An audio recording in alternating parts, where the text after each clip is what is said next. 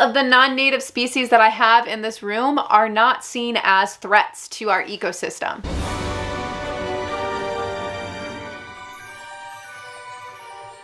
Animal cruelty. Unboxing a living being like a piece of plastic is cruel as f.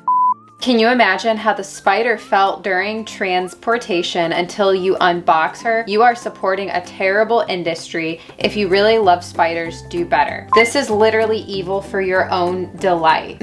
I'm not reading all that. What a sad life they're going to have in those tiny boxes. Should be forbidden. 1000% agree. Animal abuse. How the can they breathe in a tube wrapped up in a tightly sealed box? Even spiders need air to breathe. It's animal. Just cause it's a little spider, people can overlook the animal abuse aspect of it, right? Pathetic way of treating wildlife. Why are tarantulas always mailed cramped up in such a confined package? It seems cruel. How cruel? Nothing new for humans. It's cruel to confine a spider of this size in such a small place. Why would you imprison them in such a small tank enclosure? Poor babies, you're acting like you care about them. Well, obviously not. Another wacko goth female. Oh, that one's actually kind of sweet.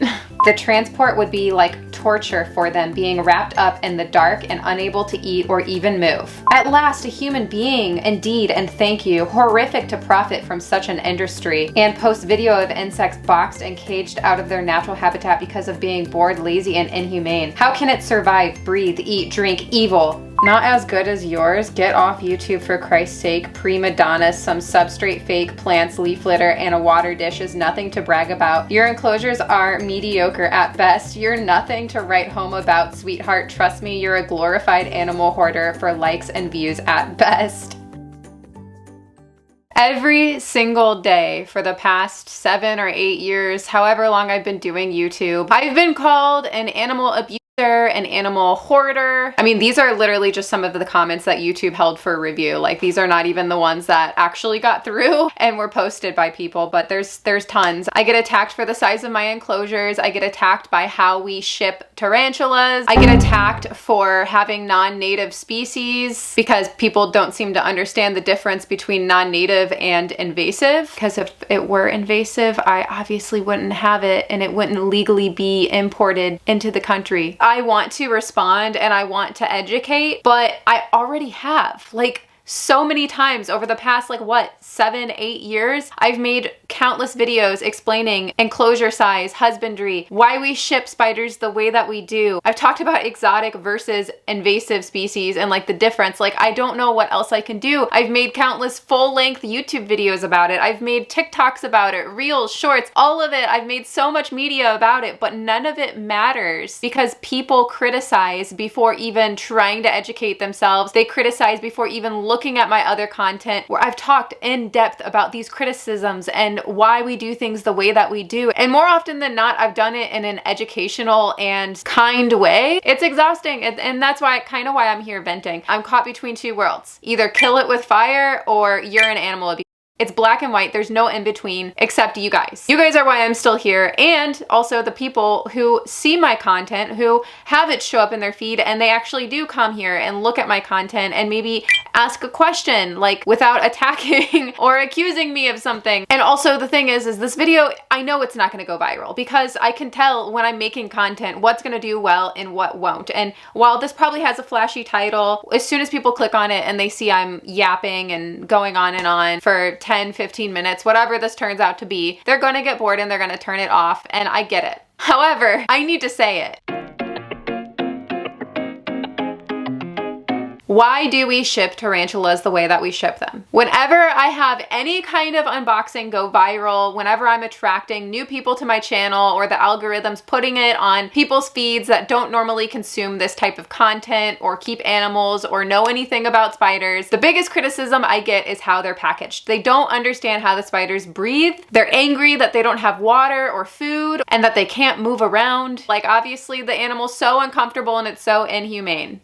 No. First of all, spiders love small, confined, warm areas, dark areas. That's where they feel safest. So if you think a spider doesn't love a crack that's this big that they can squeeze themselves into, you're wrong. Go around your house and look in the very dark cracks and crevices. I guarantee you, you will find some spiders that way. That is what they do. They find a small little little crack, a little crevice, somewhere to squeeze their body into. They web it up and they live there. And they often don't venture out unless they're hungry. Having said that, they still only will eat once a week, maybe twice a week. It really depends on their size, and there's lots of factors here, but generally spiders should not really eat more than once or twice a week. That's another topic. But no, we do not typically ship them with food. It's just not safe. If they ended up molting in transit, then there's a good chance that that prey could actually eat the spider. And then people criticize because there's no water with them. Well, the paper towel that they are rolled into is often pre-misted before they put the spider in it. So it's like a little damp, but not overly damp, because if it's overly damp, then it's going to be too humid for the spider. They need some humidity, but they don't need too much humidity because that can also be bad. Going back to why we put them inside of these little paper towel rolls, it's to cushion them. Their abdomens are extremely fragile, and obviously the male is kind of a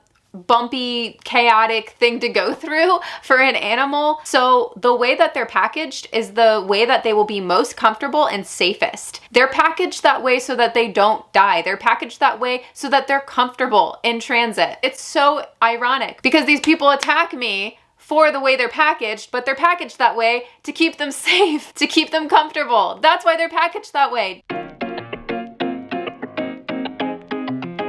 Next, let's talk about the enclosure size. I'm gonna pick a tarantula. Let's do, my E. Murinus is in here somewhere. I'm going to put a time lapse on this spider all night, and I want you to see how often it comes out, okay?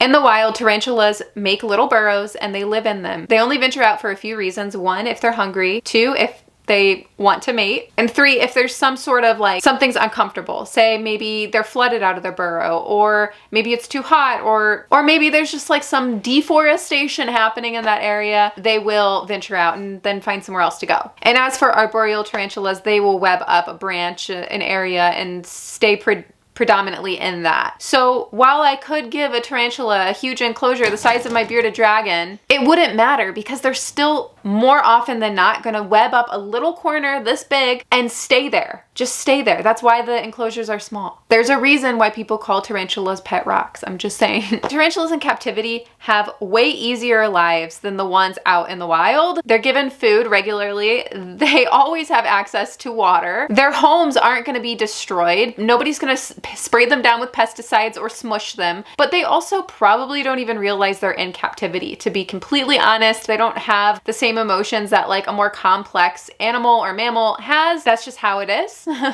Like,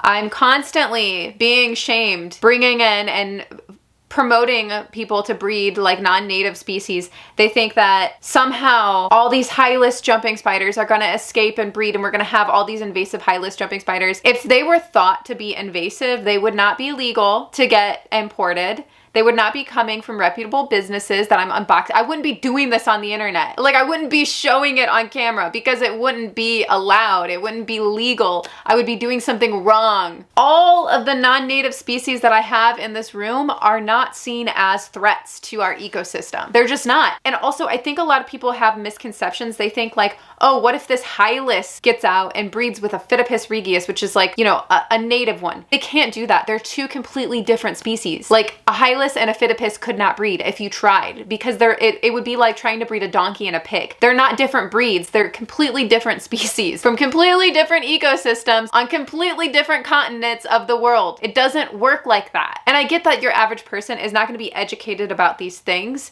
and that's who makes those kind of comments, but it's the fact that I've nicely like put out so much content educating people about these exact same kind of things that they're coming at me for hatefully. You know, they're not asking, is it possible for this to happen? They're just attacking me and going off on a tangent, ranting about something they know nothing about. I mean, this girl right here talks about how she has lizards. Do you think bearded dragons are native to the United States? No! Do you think crested geckos are native to the United States? No! And speaking of crested geckos, they were once thought to be extinct until they came into this hobby. And as soon as they hit this hobby, what happened? A bunch of people bred them. They're readily available. You can get them so easily now. But do you see them jumping around in the trees in Missouri? No, you don't. And a lot of these non-native species that we're keeping are threatened in the wild. And it's not because we're taking them out of the wild. I'm sure that doesn't help, which is why we do try to push captive breeding. But the primary reason why a lot of species are in decline is because of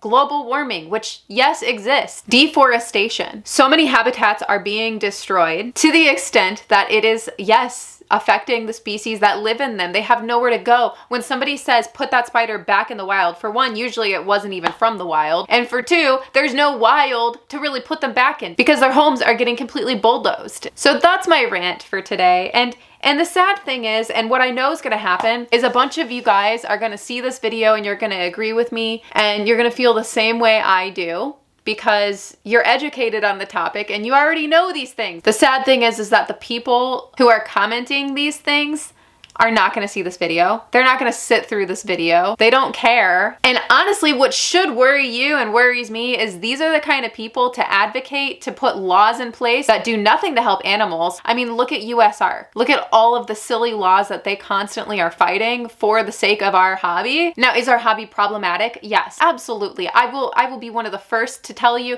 there are things in this hobby that I don't agree with, things that I think are unethical, that I don't like, okay? But at the same time, this is not a black and white issue. There's a lot of good that comes out of our hobby as well. So that's it for today. Like this video if you enjoyed, subscribe if you're not, and you want to be. Don't forget, I have an Instagram that I use probably way too much, that Tarantula.kat. You can go follow me there. I also have a website, it's tarantulakat.com. Check it out, and I will see you guys soon. Let's get into the members picks.